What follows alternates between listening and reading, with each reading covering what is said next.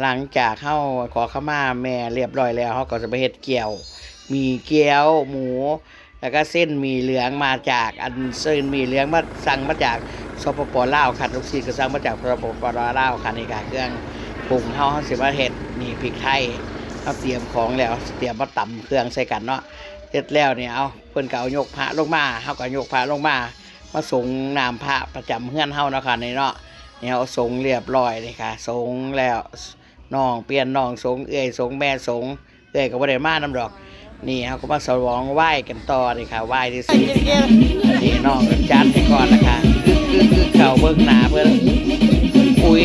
พุ่นน่ะเฮ็ดไต้เฮ็ดแต่ไว้พุ่นน่ะนี่ค่ะเฮาก็มาแจกจ่ายไปมื้อนี้มันเป็นวันสงกรานต์เนาะค่ะเนาะผู้เฒ่าบ่ได้มาเนาะเฮาก็ให้บ้านเรากินนะคะสิ่งมีเหลืองวันนี้มีเกี๊ยวมีเหลืองนะคะนี่ค่ะพุ่นน่ะ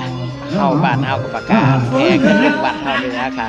บ้านหน่อยนะคะถึงเฮาสิบ้านหน่อยแล้วเฮาใจใหญ่เด้อบ้านน้องกระเดาซิตี้นี่นะคะเป็นหมู่บ้านเฮานี่อันนี้โรงทานเหมือนโรงทานเราทำโรงทานมาแล้วค่ะเนาะมีเกี๊ยวหมูเส้นแล้วก็ขนมจีน